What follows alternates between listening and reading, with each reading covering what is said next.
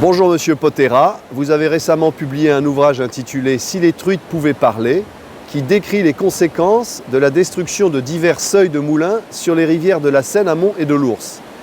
Pourriez-vous vous présenter succinctement et nous exposer les raisons qui vous ont poussé à publier cet ouvrage? Bonjour, donc je suis Pierre Potera, je suis né à Charest, à 2 km en amont de Goméville où on est. Et en 1948, donc je connais la rivière depuis longtemps. Je suis géologue, ingénieur géologue et aussi ingénieur des travaux publics de l'État. Donc les raisons qui m'ont poussé à écrire cet ouvrage, c'est que je suis revenu dans la région pour ma retraite il y a une dizaine d'années et je me disais que j'allais continuer à pêcher tranquillement dans les parcours de mon enfance, sur la Seine, sur l'Ours, qu'on ira voir plus tard. Et donc j'ai appris à ma grande stupeur qu'on était en train de supprimer d'autorité des barrages de moulins, des vannages si vous voulez. Alors ici nous sommes dans des rivières de plaine, des rivières qui ne sont pas des rivières très rapides sauf l'hiver, qui méandrisent et qui étaient très riches en poissons malgré une densité de moulins de en gros 1,5 moulin tous les 1,5 km. Alors je me suis dit, mais quand j'étais jeune, j'allais à la pêche avec mon père, plus tard j'y allais seul, il y avait des truites de manière incroyable, notamment ici, dans le parcours de part et d'autre du pont, sur 300 mètres de chaque côté du pont, donc 600 mètres, les gens de Goméville disaient qu'ils prenaient entre 2000 et 3000 truites par an à 20 pêcheurs, à peu près. Donc, je me suis dit, c'est pas possible de raconter des choses comme ça. Comment faisaient les poissons pour se reproduire à l'époque avec tous les moulins qu'il y avait? Donc, je me suis dit, il faut que je témoigne. Donc, j'ai rassemblé mes souvenirs, je suis allé interviewer des anciens, une douzaine d'anciens qui m'ont raconté la même chose que ce que je connaissais en fait, c'est-à-dire qu'autrefois il y avait une biodiversité incroyable dans la rivière, notamment à Goméville. Ici, derrière moi, il y avait des frais de truite au mois de décembre, janvier. On ne voyait pas le fond de la rivière à tel point que les fédéraux passaient la nuit dans le moulin pour surveiller la rivière. Vous vous rendez compte? À ce point-là. Au mois de juin, vous aviez aussi des frais de vairons. C'était la même chose. On ne voyait pas le fond de la rivière. Il y avait des vairons qui couvraient le sable et les truites étaient dessus. C'était un spectacle fabuleux que les gens... Des bandes sardines, ce qu'on peut retrouver encore dans certaines rivières de France. Les gens du village venaient voir les frais de vairons et les truites qui couraient derrière. C'était un spectacle qui durait 15 jours, 3 semaines. Voilà. Donc, j'ai rassemblé mes souvenirs et puis ceux des gens que je connaissais. Et on s'est rendu compte qu'il y a eu un problème très important dans les années 60, à la suite des inondations de janvier 1955, qui avaient un peu stressé, même beaucoup stressé les gens à l'époque, puisque le bas de Goméville, par exemple, était inondé, on se promenait en barque dans le bas. Et donc, les pouvoirs publics ont décidé de curer les rivières, de modifier leur tracé, de supprimer les méandres et d'effectuer des curages importants afin de faire circuler l'eau beaucoup plus vite vers la mer, de manière à empêcher les inondations. Alors, justement, à propos des inondations, l'ancien instituteur de Charest, qui a écrit la monographie de 1888, disait à propos de la Seine n'est pas très profonde, elle est parsemée d'îlots, elle sort de son lit chaque hiver sans causer de dégâts. L'inondation de 1955, c'était une inondation exceptionnelle qu'on peut qualifier de centennale ou cinquantennale, donc qui a une probabilité de se produire tous les 50 ans, voire tous les 100 ans, équivalent à peu près à celle de 1910. Donc on a fait des travaux qui correspondaient à des crues extrêmement rares finalement. Et on s'est rendu compte que quoi? Eh bien, on a abaissé le niveau de la rivière de près d'1 mètre, en enlevant le sable. On a donc asséché la plupart des annexes hydrauliques, c'est-à-dire des canaux, des chenaux qui étaient associés au moulin et à la rivière autrefois, qui parcouraient la plaine d'inondation, notamment des fossés, et on les a asséchés. Et finalement, ces annexes hydrauliques qui étaient très utiles à la reproduction des poissons, notamment à la nourriture des poissons, les alevins les occupaient dans leur prime jeunesse pour s'y développer et retourner à la rivière plus tard. Donc, étant à sec, toutes ces annexes hydrauliques n'ont plus eu de raison, disons, de fonctionner. Et on a vu petit à petit, ça s'est fait lentement, les rivières perdre leurs poissons dans la région. Alors, précisément, ça a été le premier événement important d'action, on va dire, des services publics, de recalibrer les cours d'eau suite à ces crues. Et puis, il y a eu ce deuxième événement qui est cette fameuse continuité écologique où là, sur des questions de circulation du poisson prétendues, on a arasé un assez grand nombre de seuils sur la Seine amont et sur l'Ours. Et c'est d'ailleurs précisément ce que vous étudiez, alors avec toute cette historique que vous faites par rapport à des populations de poissons très importantes. Est-ce que vous pourriez nous faire la synthèse de votre ouvrage, puisque vous êtes géologue, vous avez donné des cours d'hydrogéologie, et un petit peu précisément ce que vous avez démontré, et ce que d'ailleurs d'autres études scientifiques montrent, mais que vous avez précisément démontré sur un cas d'espèce, c'est-à-dire ces destructions de seuil sur la Seine amont et de l'Ours. Est-ce que vous pourriez nous donner succinctement les résultats, les constats que vous avez faits, et en particulier ce lien entre le niveau d'eau de la rivière, le niveau de la nappe alluviale, la continuité latérale et même la continuité hydraulique? Oui, alors, les premiers travaux, ceux dont je viens de parler, ceux des années 60 jusqu'à 70 pour d'autres rivières de la région, comme l'Ours, l'Aube, je pense, donc ont contribué à faire descendre le niveau du fil de l'eau de 80 cm à 1 mètre. Ça a aussi contribué à favoriser le surcreusement du fond du lit, puisqu'on a accéléré la vitesse d'écoulement de l'eau, on a supprimé les méandres, on a donc accéléré la vitesse. Et donc, je le disais, on a vu disparaître petit à petit les poissons des rivières. Mais, malgré tout, on n'a jamais connu ce qu'on connaît aujourd'hui, c'est-à-dire des périodes de montée des eaux brutales, suivies de décrues aussi rapides, en 4-5 jours, ça se fait.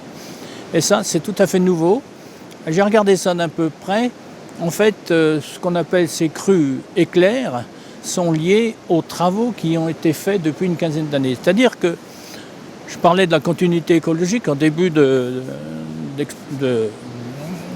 d'exposé. Et en fait, la continuité écologique, elle date, on en a parlé dans les années 2000, elle date, en gros, elle a été appliquée il y a une quinzaine d'années pour les premiers effacements. À partir de 2010. Alors, quand on a fait ça, on n'a pas tenu compte des problèmes rencontrés déjà dans les années 60. On aurait dû regarder quel était l'impact justement de de l'abaissement du niveau de la rivière et du niveau des nappes associées. On n'a pas regardé, peut-être parce que les moulins étant encore existants et leur seuil, la nappe alluviale n'a pas été trop affectée par justement les curages. On n'a pas regardé ça d'assez près et on a effacé les ouvrages des moulins les uns après les autres.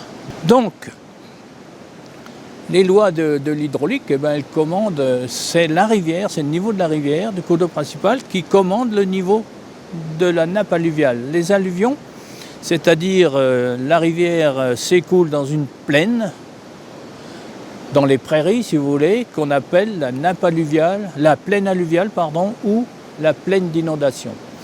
Et en période de crue, la rivière monte, elle déborde sur la plaine d'inondation.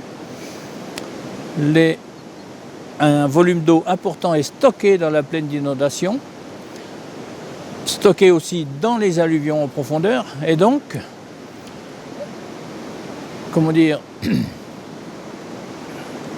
on évite les crues importantes à l'aval. Et le fait d'avoir stocké de l'eau dans les alluvions permet l'été, actuellement on observe des assecs importants sur beaucoup de cours d'eau, ces assecs importants sont directement en relation avec le fait que la nappe alluviale a perdu son stock d'eau dans la partie supérieure. C'est-à-dire on a environ 1 mètre à 1 mètre 50, une lame d'eau d'1 mètre 50 de la nappe alluviale qui a disparu. Elle ne se recharge pas pour la simple raison que l'eau qui circule dans les alluvions est beaucoup plus lente que dans les massifs rocheux. Donc, les inondations ne durent pas assez longtemps pour permettre à la nappe alluviale de se recharger. Et c'est ce qu'on observe actuellement. Par exemple, sur l'Ours, en amont de Brillon-sur-Ours, on avait des pertes très connues qui se manifestaient un mois tous les 5 ans, à Crépin. Maintenant, on a des pertes 4 mois par an sur une distance beaucoup plus longue. Donc ça, c'est la gestion, directement liée à la gestion de l'eau actuelle. On a supprimé les retenues amont qui maintenaient de l'eau dans la nappe alluviale, les retenues amont des ouvrages liés au moulin. Et donc, on a asséché les nappes alluviales, la partie supérieure, je ne dis pas toute la nappe, qui ne restitue plus son eau à la rivière. Voilà. Donc, les poissons, dans une rivière sans eau, à sec, les poissons, ils meurent. Ils n'ont pas d'autre choix que de disparaître. C'est ça, donc précisément ce que vous démontrez dans cet ouvrage, c'est qu'en ayant abaissé le niveau des eaux par la suppression de ces seuils et en accélérant les vitesses, on a encore abaissé le niveau de l'eau, ce qui fait que la nappe alluviale, au bout de plusieurs années, s'est vidangée, qui peut stocker, vous le dites, c'est quand même des volumes d'eau extrêmement conséquents, et qu'une fois qu'elle est vidangée, au bout de 4-5 ans suivant ces suppressions de seuil, c'est à peu près l'estimation que vous avez faite, eh bien la nappe alluviale n'alimentant plus le versant de la rivière, on se retrouve avec des assecs très importants. Je crois que c'est multiplié par 5 à 10 par rapport. Et donc évidemment, sans eau, pas de poisson. Bien évidemment. Alors la nappe alluviale, il faut savoir qu'elle est capable de stocker des quantités d'eau qui sont en rapport avec ses dimensions. Par exemple, pour une rivière avec une plaine alluviale de 400 mètres de large, une porosité des alluvions de 25%, en gros c'est entre 20 et 30, on prend 25, et elle est capable de stocker sur une tranche de 1 mètre, 1 million de mètres cubes tous les 10 km, pour une plaine alluviale de 400 mètres de large. On ira voir plus tard, Vix, Potière, Villers-Patras. Là, on a une plaine alluviale très large qui est liée à des phénomènes géologiques, mais on a 10 km² de nappe alluviale avec des largeurs qui vont jusqu'à 2 km. Et là, on a 2,5 millions de mètres cubes d'eau dans 1 mètre d'alluvion. Stockés, qui vont donc se recharger l'hiver lors des débordements et qui vont être connectés au niveau d'eau de la rivière. Et évidemment, si on abaisse ce niveau, elle on la décharge et bien sûr, comme vous disiez, elle se décharge en plusieurs années puisque la circulation est lente. La circulation de l'eau dans les alluvions, c'est entre 200 et 500 mètres pour 200 mètres, entre 200 et 500 mètres par an. 200 à 500 mètres par an, donc c'est très lent.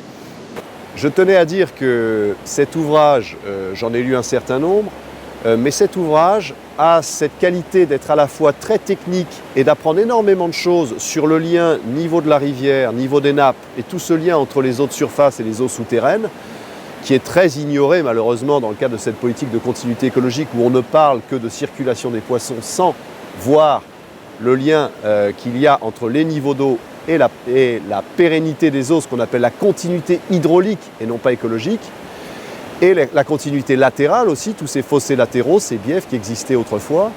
Mais surtout, c'est effectivement assez triste de voir que nous passons de rivières qui étaient extrêmement poissonneuses, extrêmement riches dans les années 50, a des rivières aujourd'hui en très mauvais état. Alors il y a évidemment eu aussi le cumul des pollutions, mais il y a eu aussi ces fameux travaux de curage qui n'ont pas amené grand-chose de bon, mais récemment, ces fameux travaux de suppression de seuil, où là, effectivement, on a une démultiplication des assecs. Et une fois donc que cette fameuse nappe alluviale est vidangée, chaque année, dès qu'on a un mois et demi sans pluie, on va retrouver des rivières avec très très peu d'eau. Et évidemment, les poissons ne peuvent plus se reproduire dans cet environnement.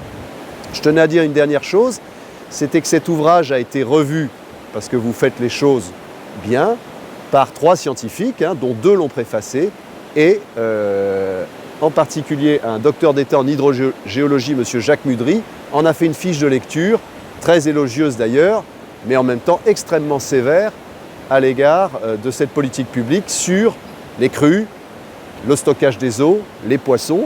Et ce monsieur Jacques Mudry, qui est donc docteur d'État en hydrogéologie, vient d'obtenir le prix Castani, lauréat du prix Castani, qui est le principal prix d'hydrogéologie en France. Donc nous n'avons pas affaire là à des élucubrations, mais on a affaire à des personnes très sérieuses. Donc je recommande vivement cette lecture pour tous ceux qui s'intéressent à nos rivières et aux eaux en France.